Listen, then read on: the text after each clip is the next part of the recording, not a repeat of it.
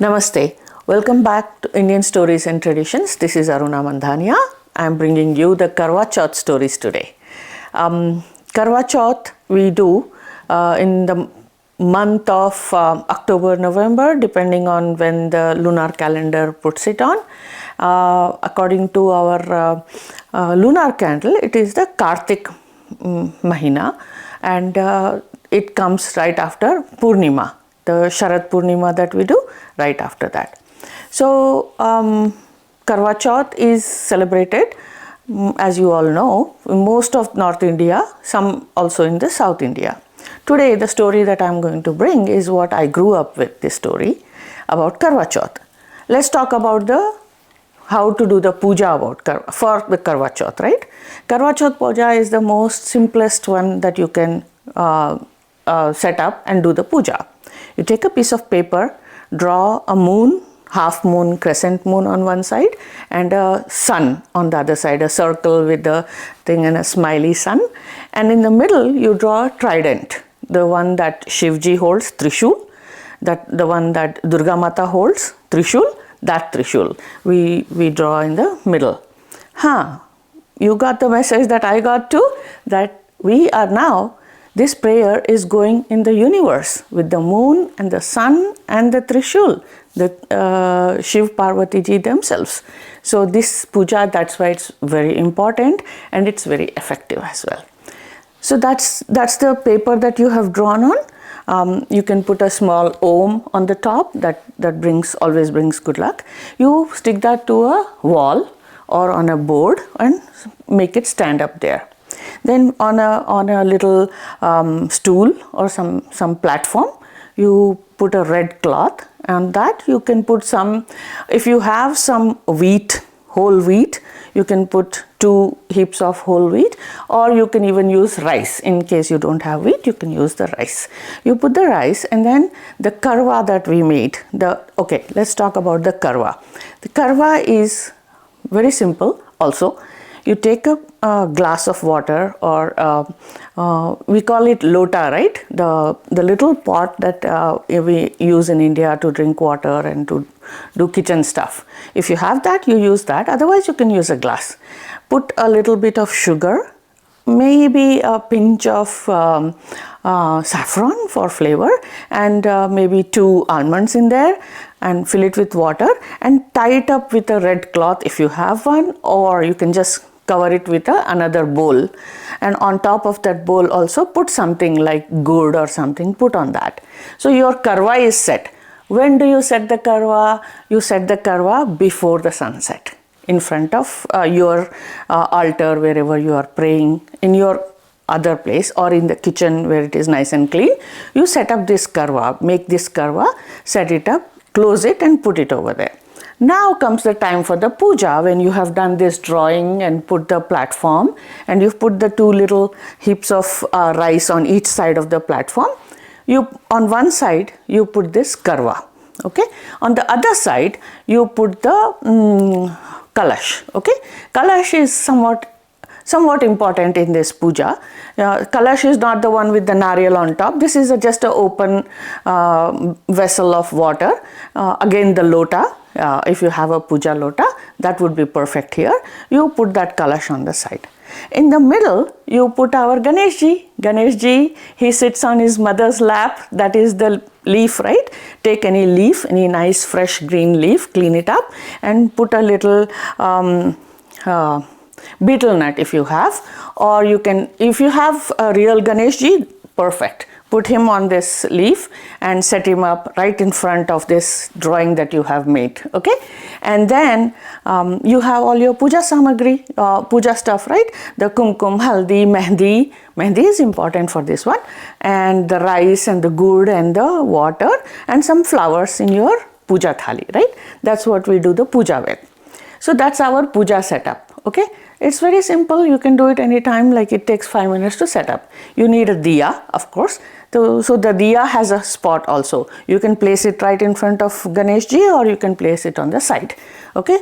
When you place the diya, make sure that you put a few rice there, and then on top of that put the diya. It is very auspicious when you do it that way. So now our puja is set up. So now we are ready. How do you do the puja? You put with this finger, with your ring finger, you take the kumkum and put the kumkum to all the Trishul and the sun and the moon and Ganesh ji and the Kalash and the Karva that you have put. Okay, everything you do the puja. Whatever you have brought, you offer that to these all these deities that we have set up. You do that puja. You do the arti. Just take that flame in the plate and you go around and make the arti and set it down. And today is the day when if you have your mother-in-law or your any relative who is older to you, this is the time also that you can give a small gift to that person and take their blessings. So that's all the puja setup. Okay, that's very simple. It's all done. The most important part of any of our pujas, the Karva Chauth, and it is not any different. You have to go and patiently listen to the stories of this event. That's our tradition. We do that. Why we do that? We can discuss that later. But we do that. So here is the story. Today there will probably be 5 stories we will talk about. So be patient. So Karva Chauth story. The Karva Chauth story starts like this. There is a family who has 7 sons and the youngest 8th kid is the daughter. All the brothers love their sister. And the sister has come home first time after her marriage. During this time of the year, she's come home and all the brothers are like pampering her and all. But then today is Karva Chauth. What does the sister do? Because all her bhabis, 7 bhabis are fasting for Karva Chauth. I want to fast too, and she's fasting. And now the brothers are like overwhelmed. They're like, why isn't our sister eating with us? Why isn't our sister like, because she's fasting, she's probably not that active. And they're all like, oh, we don't like this. We need to do something about it. Oh, so they ask, when are you going to eat, sister? And she says, oh, whenever my bhabis eat, my sister-in-laws eat, that's when I will eat. And they're like, they ask their wives, when are you going to eat? The wives are like, no, today is our vrat. We only eat after the moon comes. So that's it. And they're all busy. So the brothers make a plan. They're like, okay, we can't wait. And there has been a harvest of all these fresh peanuts and corn and all these good grains that they have gotten. So the brothers are like, we just can't wait. So they go out and one of the brothers takes a big bale of dried hay and puts it on top of a little hill. Another brother puts a fire on that. So now it's like a blazing fire. And another brother brings a mesh, okay? He puts the mesh in front of the fire. Another brother runs home and says, sister, come see, the moon is up, the moon is up. You wanted to see the moon. And the sister peeps out and looks at the fire through, because of the mesh is a circle. She says, oh, that's the moon and that's the moon. Okay, I saw the moon. She goes and her brothers and sisters happily eat all the grains and the corn and all that stuff, and they're festive. And the sister is like, oh, bhabis, come eat. And the bhabis go, no, sweetie, that moon is your moon. Our moon is going to be after an hour. So you go ahead. And the bhabis are busy again. So sister is like, I don't know, what's your moon, my moon, I don't care. And she doesn't know any better. So finish. She's eaten. As soon as that has happened, there is a news that comes by that this little sister's newly married husband has passed away. That's sad news. And then she has to travel now. She has to go. And as soon as she opens her trunk, all her clothes are muddied and they're not clean. That's a bad sign. So the mother is like, oh dear, this is definitely not a good time in your life, and you need to have your strength. But one advice I give you is, while you go, they used to walk to the next village, okay? That's how they traveled. As you go, whomever you see in the way, bend down, touch their feet and get their blessings on your way. Whoever you see, any living thing, bend down, touch their feet and take their blessing. And the daughter says, I will do anything I can. And she's like, of course, upset. So she goes, everybody, she touches the feet. Everybody says, hey, your husband is dead out there and you are touching everybody's feet. What is going on? What nonsense? But she doesn't give up. She's going on and on and on. And when she reaches closer to her house, there's a 6-year-old little girl who is her sister-in-law, her husband's sister's daughter. Okay, she's playing around in the corner, and she goes and she touches her feet also. And the 6-year-old blesses her, saying that you may have a companionship of your husband for a long time, and you may have multiple sons and all the prosperity in life. And she goes, wait dear, you gave me that blessing, but how is that going to happen, because my husband is dead out there. So that little girl says, oh, you know what, maybe you shouldn't let them bury or do the last rites for your husband. If you can take care of your husband, maybe he's not dead. And she's like, oh, yeah? Okay. And she does not let them do the last rites, does not let them take him to the... And she takes him outside of the village, builds a little hut, and sits in that hut with the husband, dead husband, and keeps the flies and the insects away. And she is like praying, and now she is all devoted to keeping the husband's body in form, and also praying to God to come and help her. So what happens? After Karva Chauth, as I said, Karva Chauth is the 4th day after the Purnima. So this happens every month, of course, every Purnima, every full moon, this happens. But the main 4 chauths of our culture are 4 that come every quarter. So now 3 months later, there is another big Chauth Mata, that is being prayed to. So this Chauth Mata comes fierce and angry, and like she's like blood in her eyes, and she's like, ew, and she curses her. She says like, oh, you had to eat all those corn and all the grains and everything. Oh, you had to look at the moon through the mesh. Oh, you did this, you did that, and you are the one, that's why your husband is dead. Like, everything, cursing her with all this. But this little girl, she holds Mata's leg and she says, I'm not letting you go. You gotta get my husband back alive. And that's what the little girl said, and I am holding on to you. And then this Chauth Mata calms down and she says, you know what, you are devoted, I can see that. But you know what, sweetie, I'm not the one who can give this blessing to you. There's the next one coming. So after 3 months, the next Chauth Mata comes, the same thing happens. This Chauth Mata is also like very angry at her and all, but she is not scared and she will not let go. Till this Chauth Mata says, I can see that you are committed, but I'm not the one. So the third one comes. Then again, whose turn is it now? Is the Karva Chauth Mata coming.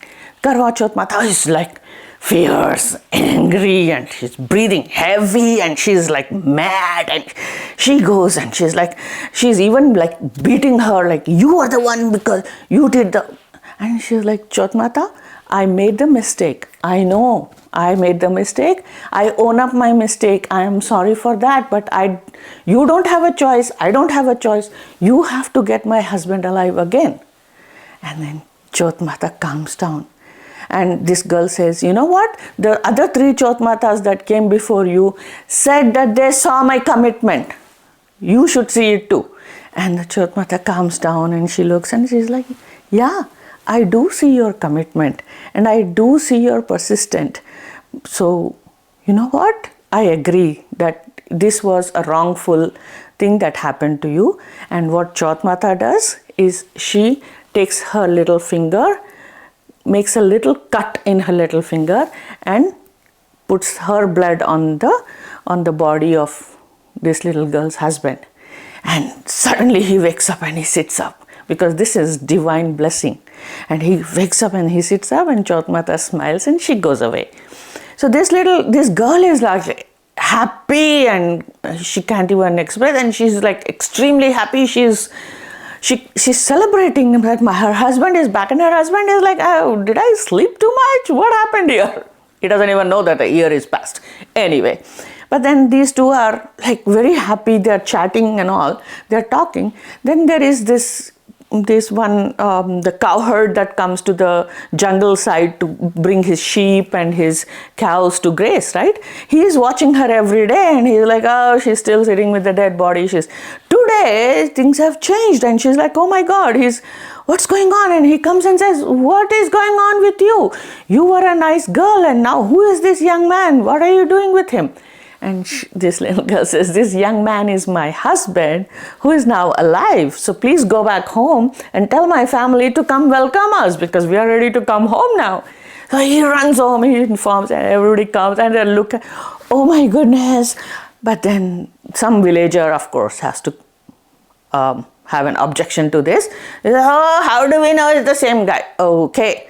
So then the girl is standing on this side, the guy is standing on that side, and they both fold their hands and pray to Chauth Mata and say, please prove that we are the husband and wife. And by Chauth Mata's grace, you can call it magic, both of their, remember when we get married, we have this thing tied in the middle and we do the Sat Fera, that is called Ganjoda.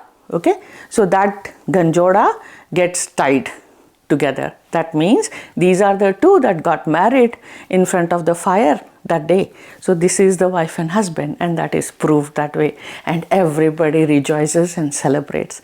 So today, oh, by the way, before you start listening to the story, you should have taken some grains of wheat or even rice or something in your hand, okay? Then you take that and you touch your eyes and say that girl's persistence and that girl's presence of mind helped her bring her companion back. May we also be blessed with our companionship for a long, long time. So, Chauth Mata, this is what we are asking you today. Okay? That's what we are doing this vrat for, so that you listen to our prayers. So, that's one story. The second story comes, of course, is Ganesh story. You all know that, right? Okay. Once there was a little boy, you could say a 6-year-old, and then that boy would be going to school every day, and on the road there was a small Ganesh temple. So the kid would go to school, look at Ganesh and like go, right? So in our story, our narration, we will say this kid was doing Ganesh darshan every day while going to school, right? That fits this narration. And then he would come back home after school and sit and eat roti, so he got used to seeing Ganesh every day. This one day he forgot to see Ganesh somehow. He went and he came back, he sat and his mom gave him food and he started eating and he's like, no, something is wrong. He puts the roti back and he says, oh, I forgot. The mom says, oh, what did you forget? And he says, no mom, I forgot. And the mom is like, what is it that you forgot? He gets up and he's like, no, I gotta go. He's running. So the mom is running after him like, at this time, where are you going? School's over, dude. What's going on? But this kid runs and goes in front of the Ganesh temple, picks up a big rock and he's about to throw. And the mom is like, oh, wait, you can't do that. That's Ganesh Bhagwan. Ganesh Bhagwan, you don't throw rocks at him. He's like, he needs to give us blessing. You touch his feet. And they're like, no, mom, no. Every day, while going to school, I pick up a rock and throw at him and go. That's what I do. Mom is like, oh no. And here we are thinking he's doing Ganesh darshan and going, right? No. This kid is like very playful. He's like picking up a rock and throwing at the temple and going. So Ganesh sits there and laughs and he says, how innocent is this? And how innocent is this conversation between the mother and the son? The son is telling the mother what he's been doing for this long, where the mother didn't have an idea what her son is doing. So he is like happy with this kind of innocence and this kind of situation, and he comes down and he says, you know what? Because you threw the stone at me, you had to look at me to throw the stone at me. Even though you thought it was a playful thing, for me it was that you did darshan of my face for so many days continuously. without a break. And today when you forgot, you remembered and you came to see me. Okay? The kid came to throw a stone, but Ganesh is saying that you came to see me. So because of the innocence that the kid has, Ganesh said, you may have the wisdom in your life. I'm also the God of wisdom. So I grant you the wisdom and education. And you will build your own empire because of your education and your willpower. That is the blessing that I give you. And to the mom, he said, you will never have less of anything in your life. That means your life will be fulfilled. So please go home. And that is what we say with our grains in our hand, that how the child's innocence was pleased Ganesh. May our mistakes also not be so dreadful that Ganesh is angry at us.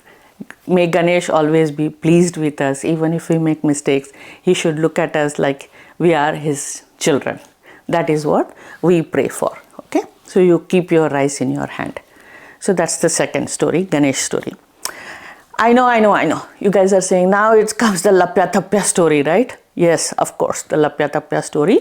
The same story. I don't have too many Lapya Tapya stories. Okay? So same story, Lapya and Tapya. They were two brothers. One is hardworking, but he believes in God. All he does is makes a prasad in the morning, puts to Bhagwan, and he goes about his work. While he is working, he is doing his chanting of Bhagwan Nam. But then there is his other brother who thinks he is a tapeshri. He is like, I am concentrating, I am meditating, and I am doing everything to attain moksha, okay, the ultimate. And these two brothers. So one day these two brothers have a fight. Oh, I am the big bhakt, I am the big bhakt. Bhakt is a devotee. And then both of them are fighting. And Narad Muniji is coming down as always, Narayan, Narayan. And Narad Muni says, why are you guys fighting? Both the brothers say, I am a big bhakt, right? Both of them are fighting. So Narad Muni says, oh, you know what? We'll resolve this tomorrow. How about that? Today, go about your stuff. Both the brothers are okay. They are doing about this. Narad Muni, while going, he throws a bag of gold coins or some wealth in the middle, and he's walking away as if he's done it by mistake. So this brother who puts prasad and goes about his work, he looks at it and he says, that's not mine, I don't care, and he is gone. The guy who is doing the tapasya is saying that, oh, this looks like something wealth. Let me put it under my feet, save it. When I get old, maybe it will be useful. Okay, he puts it under his knee and he's sitting there doing his meditation. The next day, Narayan, our Narad Muniji comes and he says, oh, you know what? I can resolve this today. Who is the big bhakt? Both the brothers are standing there and says, yes, please tell us. So Narad Muni says to the person who is meditating, the Tapya, he says, pick up your knee, let me see what's under your knee. He picks it up and he finds that gold treasure and he says, oh, because you were selfish, greedy and lost your concentration because of this wealth, you are not the devotee that you think you are. But here is the man who is doing his duties, putting the prasad to Bhagwan, but while doing his duties, he is devoted to Bhagwan. He's talking about God, he's talking Bhagwanji, and he's also taking Bhagwanji's mantras and names and all that while he's doing his duties.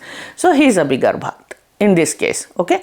But then Tapya is like, oh dude, I have not done anything in my life except for this meditation. You can't take it away from me. Now what will happen to me? I am a sinner. That's not good. What am I supposed to do? How is this one mistake going to be taken away, erased from my record? How am I going to do that? So Narad Muniji says that you have to dip your clothes in oil, take dark black clothes, dip them in oil and go around this peepal tree. There is a tree in India that's called a peepal tree. Go around it for as long as it takes for all the oil to drip away from your clothes. Your clothes should be oil free. You have to go around like that. So Tapyaji is doing that. It takes years. years for him to get the oil off. But he's continuing to do most of the oil has gone. His black clothes have become white. But there is one spot left, and that spot isn't going away at all. So when Narad Muni comes the next time, Narayan, this Tapyaji is like praying to him saying, what can I do to get this one thing off? And Narad Muni smiles and says, you know what, that's not your part anymore. When anybody does a puja in the house and they do katha, like the Karva Chauth, Badi Tej, Gangaur kathas, and they do not take your name so many times, as many times, Lapya, Tapya, Lapya, Tapya, the credit of that puja will go to you instead of to the one who is doing it. But if they tell your story and talk about it, the credit will go to them. And there are many such things, right? Of course, if you give a sari as a gift and don't give a blouse, that's your mistake. The credit is going to Tapya. So things like that. If you call all the relatives home but you don't call your sister, then that is going to Tapya and not to you. Many such things. There are rules. And then we all pray that whatever we do in our life, the person who is doing it should get the credit. And that's why we tell this Lapya Tapya story. And we pray that Tapya also is out of his misery and he also becomes what he wants to become. But it has to be on his own grounds. Okay? So one person's mistake, not everybody should be responsible to erase that. They should do it themselves. That's the story with Lapya Tapya. So we have done Lapya Tapya story. The fourth story is about sneeze. Okay, we also call Chink Mata. So Mata, right? Even sneeze in our culture has its place. Okay, so you may also have rituals where when somebody sneezes, you stop and things like that. So this story is similar to that. So there was a king who went hunting and he took some rest under a tree. And while he was resting under a tree, he heard some whispers. This king was very talented. He knew some 52 languages and he understood some of the animal languages. So here we are.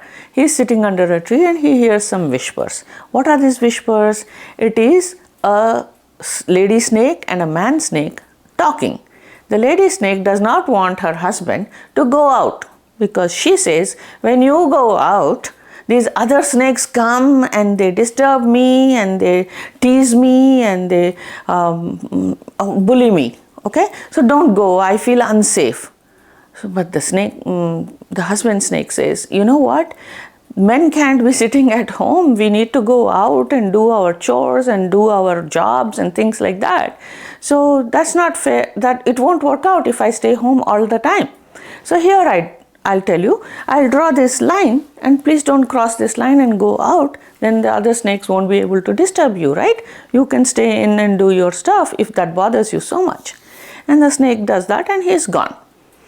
As soon as this husband snake is gone, this lady snake comes out, crosses the line, she's in the field, she's happily talking to other snakes, playing around, fooling around, all kinds of stuff. This king is sitting there and looking at all this scene and he's like, oh wait, women, you can't trust them. They say one thing and they do another thing. And he is so angry at this lady snake that he takes his horse, this little stick that they, when they ride the horse they have, he just hits the snake on her head and goes away. He's like, women. And he rides the horse and he's gone back. And this lady snake is very angry. How dare he do this, that? And she goes inside. She throws all her jewelry, everything around, and she's like mad, right? She goes on her bed and she's sleeping there. The husband snake's coming home. He comes home and he asks, oh, what's going on today? Everything is a big mess. Are you okay? What's going on? And she's like, I told you and I told you so many times to go and bite that king of that horrible man, and you've not done it. And look today what he did. He hit me on my head and he went. And the snake is angry. He's like, how dare he does that to my wife? Okay, he's called for his own, I'm going to destroy him. And he's like angry and he goes. He's gone. By this time, the king has reached home, he's taken a shower and everything, and he sits to eat his food, and his wife has made a good food for him, and she's bringing the food and she's putting the food. But then they just realize that, oh, you forgot to bring the water. And she's like, okay, let me go bring the water for you. And the king says, hey, sit here, it's okay, I'm gonna go bring the water, it's all right, you've done all so much. So he gets up and he puts one step forward and he sneezes. So as soon as he sneezes, his wife goes, oh dear, you have sneezed, so why don't you sit down for a minute and then go later. And this king is like really mad. He's like, you women, you guys, you say something, you do something, and you have so many of these little do this, don't do this, do all these stupid rules. I don't believe in that. And the queen is like, what happened? Why are you so mad? I just said, take a moment and then you can go get the water. What's the problem? And he's like, oh, no, honey, it's not you. Today I saw this. So he's telling the whole story, that how this lady snake is deceiving her husband and actually having affairs outside without his knowledge, and in turn telling all the lies. And the snake, the husband snake that has come, he's actually sitting behind the pot where the king would have gone to pick up the pot of water. He's sitting there so that when the king comes, he can just bite him and go away. But then now this snake has heard everything, and he suddenly gets the power to speak, and he speaks out loud and he says, you know what? Today, actually, the sneeze that you have had has saved you.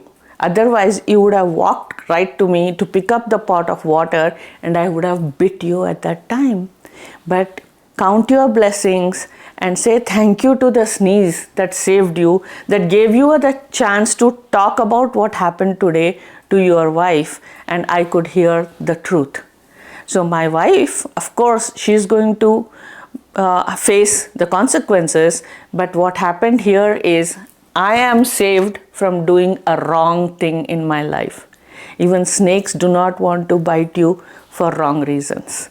There has to be something that is threatening to them, that's when they do this. So the snake is also thankful to the Chink Mata that saved the moment and saved this king and the snake from doing a bad thing.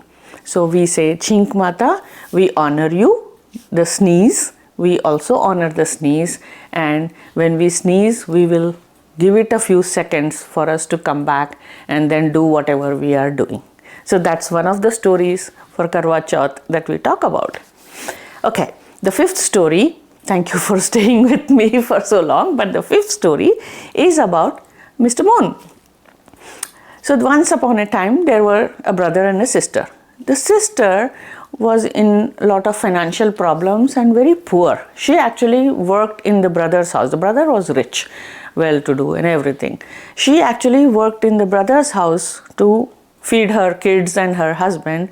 Her husband, who was again a bhakt, who couldn't really earn too much, right? That's the situation.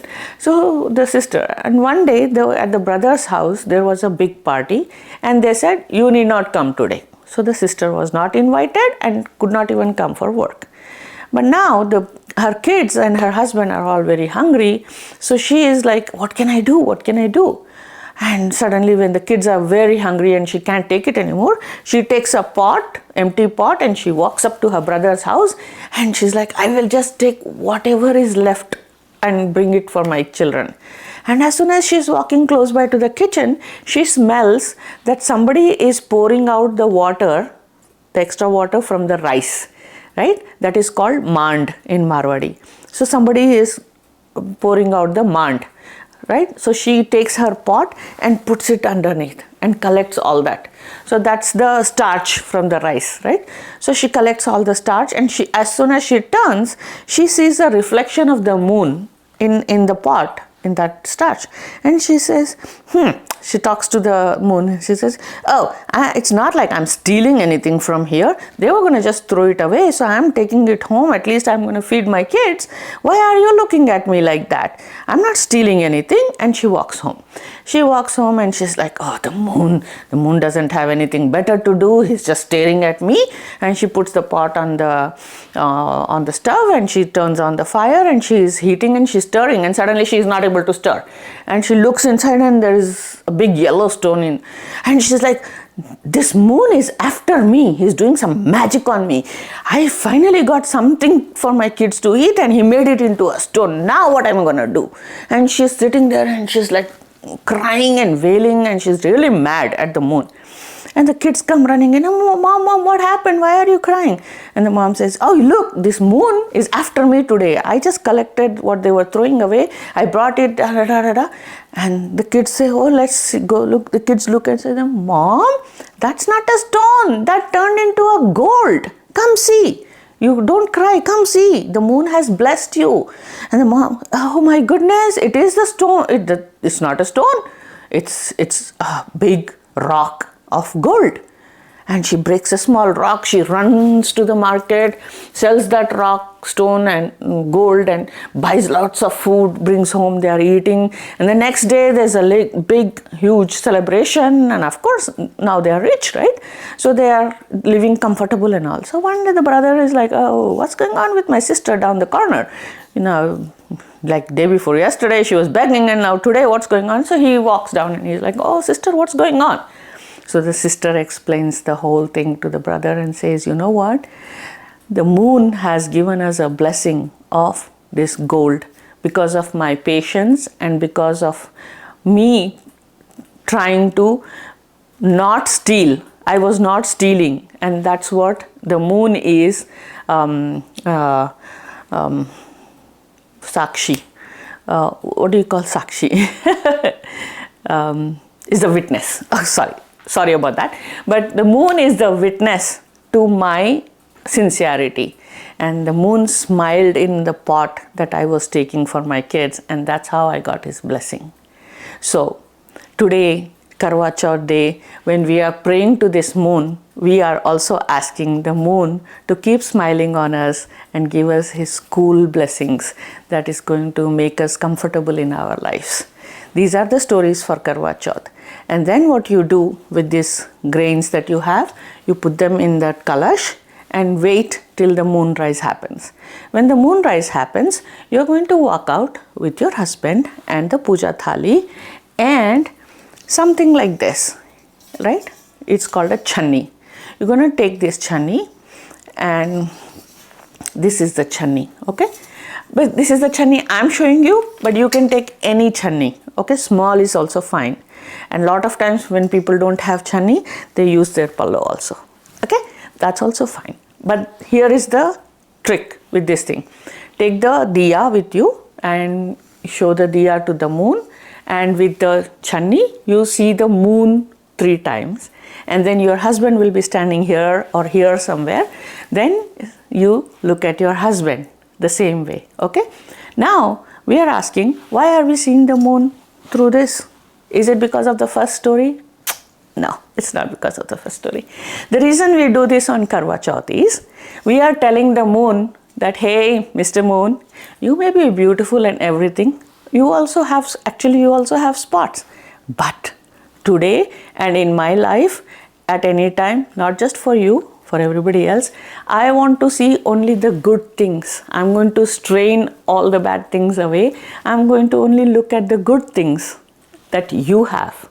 And that's why we use this channi as that resemblance, okay? And when you're looking at your husband, your partner, you're saying the same thing. Honey, I love you so much that I am only seeing the good things in you. And may we get the blessing of the moon and the Karva Chauth Mata that this continues, that we can see the good in each other at all times. How beautiful is this sentiment? So after the moon puja, also when you see the moon, before you see through the sieve, you have taken the kalash with you, right? So you offer that water to the moon, okay? To the moon along with the rice grains or the wheat grains that you had, you offer it to the moon.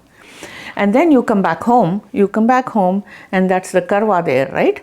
You take that karva, and if you are sitting with your friends or some other ladies, you exchange the karva. If there's nobody there, no need to worry. You move the karva from here to the other side where the kalash was, and put the kalash on the other side and take this karva, okay? What happens with this karva? The husband takes the karva, opens it for you, takes off the lid or opens it, and then you take some the water 7 times in your palm like this.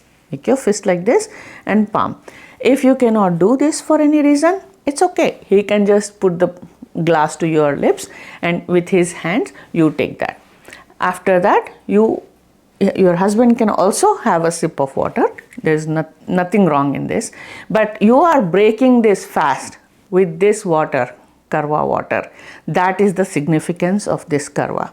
That has been sitting in the puja in front of Shivji and Parvati ji and the universe, and you have prayed and you have manifested your feelings and your thoughts in that, and the puja time your divinity is in there, and that is what you are taking inside. That's the significance of this whole thing, and that is when the Karva Chauth Mata is blessing you with whatever you have manifested. So that is what you do. You take it 7 times, and the 2 almonds that you put in, you share, right? You share, and that's when this puja is complete. You get up, you take the blessings of all the elders around, and then you can have your beautiful dinner and have a good time. I hope you all enjoy the Karva Chauth and celebrate it with so much love. Thank you.